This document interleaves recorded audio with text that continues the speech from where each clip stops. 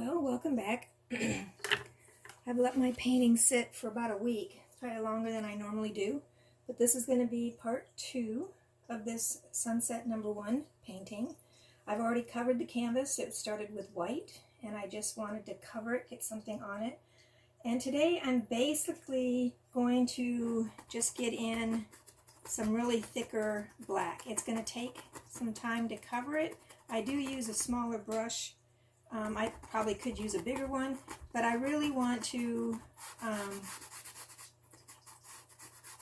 kind of get the shapes of hills and that kind of stuff going on. So in some places it's going to be a little bit thicker, where in other places it's going to be a little less, but that will be okay, because in those areas where it'll be less, I will probably be doing glazing, because I want the whole sunset light to be reflected in it. So, but this bottom part is really, really dark, so I'm not really concerned too much about the hills. I'm going to be doing probably more hills than probably what maybe would be realistic, but just because I want the contrast. But again, this is just straight black paint, no big deal. I'm not, I'm not thinning it like I did before with a wash, and I'm not too concerned with brush strokes, because I'm just thickening and kind of want to get rid of, again, some of the see-through canvas. And yeah, you can use a bigger brush and it'll go faster, but a lot is to be said with just, working on strokes. I might do some in my least dominant hand. That is one of the things that they suggested to do at the conference gathering of the creatives, to just kind of, I guess, mess up a little bit your habit of doing things. Like this, I'm constantly doing the same, the same thing over and over. And with my left hand, if I did it with my left hand, it'd be a little bit different. Now, I probably should have started at the top, but I'm actually going to work on the yellow as well, just kind of with my first layer of glazing. And as you can see, I'm doing the side as well, because it is popular, not to frame a painting. And so I want to carry that picture over. I don't know if you can tell on the painting that it is a lot thicker. Again, this down here, because it's darker, brush strokes, aren't really an issue. You just kind of want it to be dark, so to speak. And I probably will just kind of speed this up a little bit from time to time, so that it goes a little faster and you just get the gist of the idea. Otherwise, we could be here a while.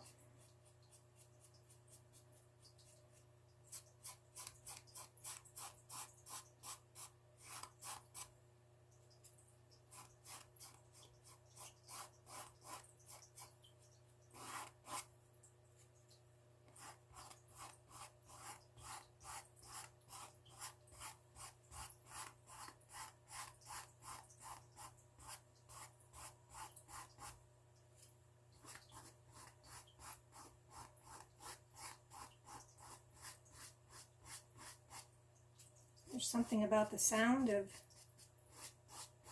brush on canvas.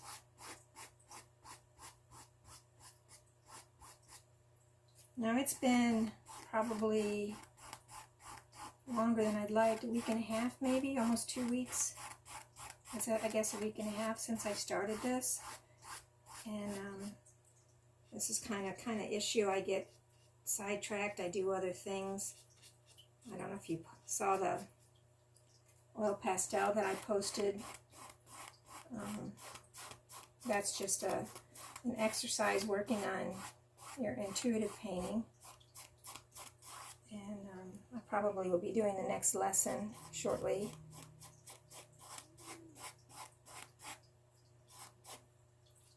Here's some moaning in the background. That's my cat sleeping.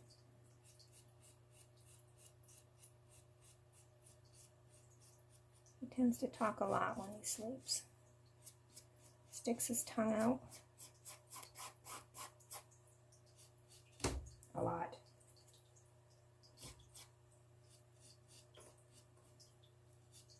And this side part, you know, I tend to, once the painting is kind of finished, I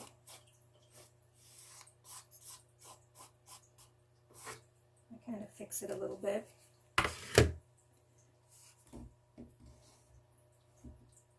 Pull it out and hold on to it. You can tell I don't, you know, actually clip my painting to my easel. I used to do that a lot, but I guess I don't find the need. Again, this is just, you know, covering the painting. And the neat part of this is, even though it's just straight black, I will eventually go over this whole area with a glazed black. And you say, well, why do you need to do that if it's all black and you can't see it? Because it's all about light. Painting is all about light. And when you use liquid and you put a pigment in it, that pigment starts to float. And so that means the light, when it hits the canvas, it will pass through the clear part, bounce off the particles, and create an amazing effect. And the thing is, you don't see it until, you know, a year or so down the road, because of, even though the painting can be dry to touch, it's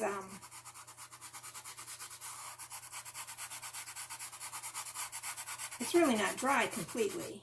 And as it gets completely dry, straight through, then the light starts to do amazing things. I was at my son's house, his apartment, the other day, and celebrate his birthday. And I had painted a painting for his girlfriend. It was on the wall. And they had gotten a puppy, and I was on the floor playing with the puppy. And I looked up and I saw that painting, and it just arrested me. I just stopped and stared at it and thought, wow. Because, you know, as it's gotten drier, the effects of the light, you know, bouncing off everything, it's just tremendous. A lot of this is going to be, you know, glazed. And this background stuff, you think, well, it's supposed to be lighter as you get further back, and that's true.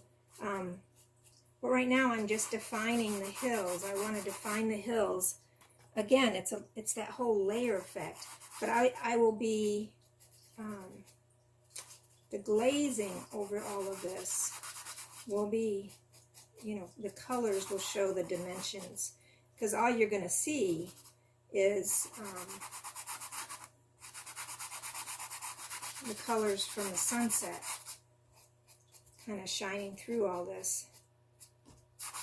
So, but I want you to see kind of like the rolling hills of the distance.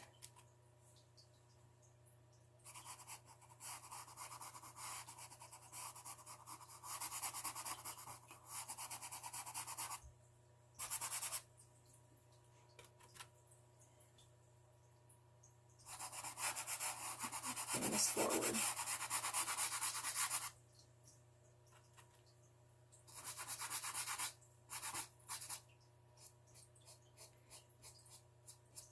And again, and I hope you can paint along with me.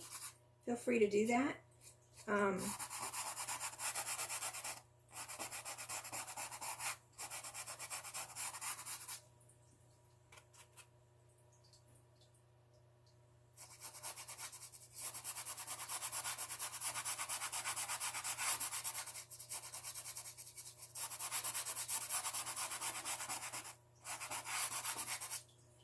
you know, painting's an illusion, so, you know, take time to kind of step back and, you know, take a look and see what's going on. Sometimes I have to take a rear into the other room and sit at my desk and turn around and look at it just to see if, you know, from a distance, you know, what it looks like, because it is an illusion.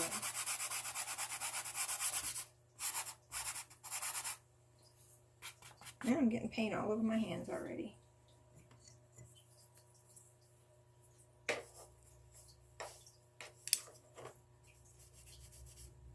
I'm touching the sides. And that's part of not having it attached. So now this is kind of, it defines it. So now I'm going to add a little bit of red to my black. I do need a little bit more black.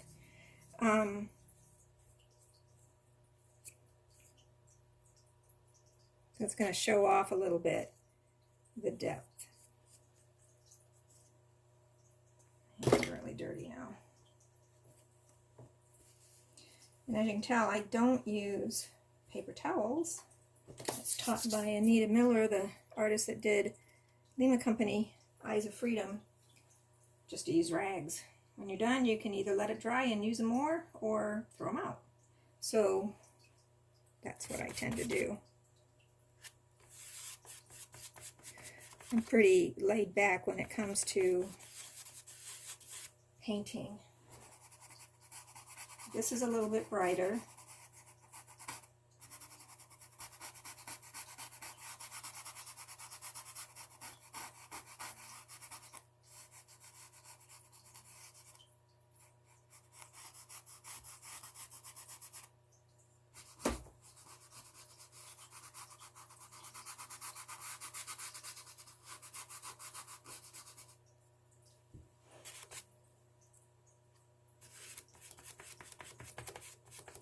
Yeah, and I actually mix my paints right with my brush, not with a palette knife.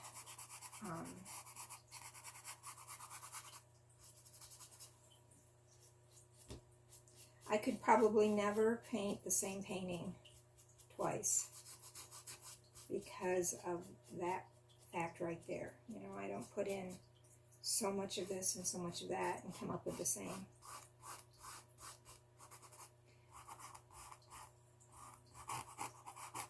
Same color each time. I know the artist,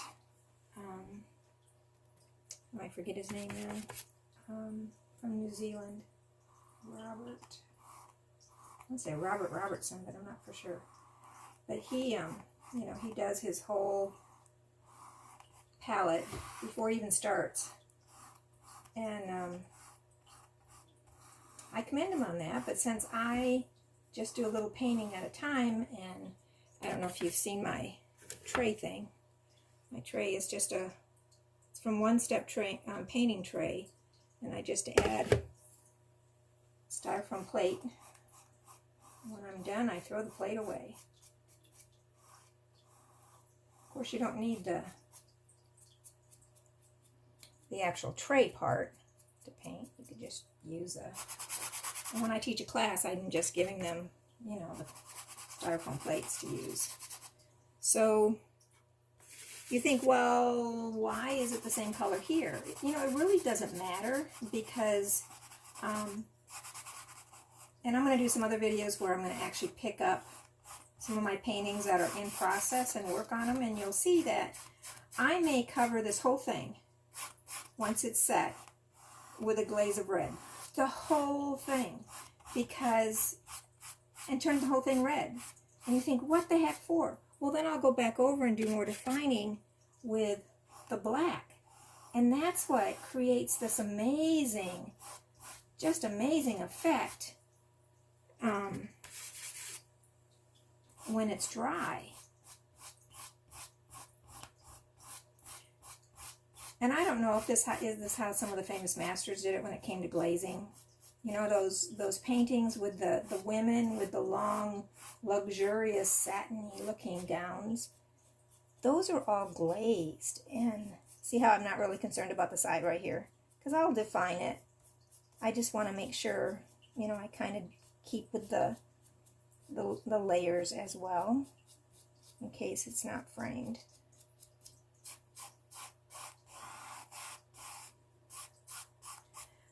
And I guess I do watch a little bit with my brush strokes at this point.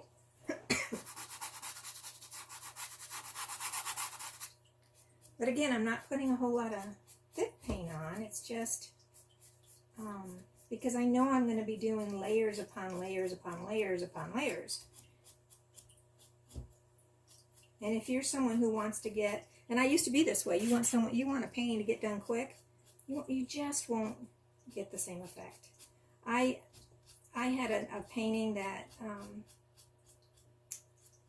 called Music in the Midst, and it's a bigger painting, and it's an abstract, and I was at a festival and the lady wanted a smaller version of it, and I said, well, I can do a smaller version of it, but it wouldn't be exactly the same. And it wouldn't be, because one, it took me 8 months to do that painting. And you can tell right here, I don't care what this looks like right here. This is the main part that's going to be showing. And who knows, I may put some words on here somewhere, a quote of some type, some kind of saying. I do that from time to time on my paintings. Especially if I'm going to give it away just before for a gift or something, I might put a phrase on it that's meant for that person. So this is my covered painting for the dark. Again, I'm not really concerned too much about, you know, transitions or anything like that, because it's all going to change. Just like that. So now, I'm going to keep that paintbrush because I probably will use it on another one I'm going to start soon. And I'm going to go to my yellow. Now this, I'm actually going to start using my liquid on.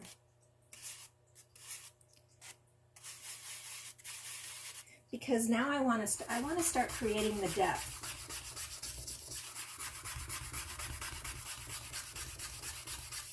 And I do kind of keep this vertical line going for this one, just because there's just something to the atmosphere when it comes to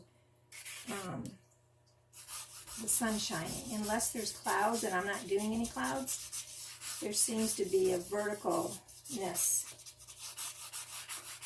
you know, to it the majority of the time.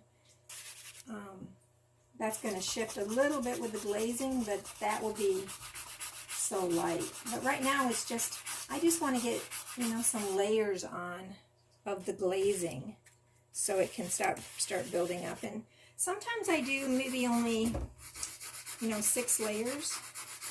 I think on average it's probably more like that, but it really depends on the turnout, because and the time, you know, involved. If it's a commission piece, then I might only do, you know, 6. But on some of my pieces, I went all the way up to 12 when it comes to doing layers. And sometimes it's just a little bit here and there. It's not even a whole. Oh, I got some black, but that's okay. Now my sun is actually going to be kind of right around here. But that will go in, and that will be one of those bright spots of contrast through all of this. And that's one of the things that's great about painting, is that you can get that that depth of darks and lights. And that's really what, to me, that's what makes a painting pop, when you have those extremes.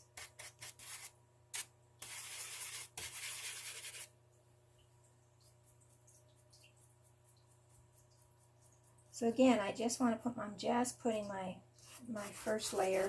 I'm not really concerned of glazing, my first layer of glazing. I'm not really concerned about, you know, defining the sun because of the layers that are going to come up after this will help me do that. That's one of the reasons I call myself a messy painter, because, you know, I mean, I'm sure professionally trained artists can just, you know, snap this painting out in no time, but I like the effect that I get with the glazing. And to me, the glazing, you know, that takes time, and I'm willing to give it time. Yes, I do sell my paintings, and I sell them not by the time that I put in them, but kind of the size of the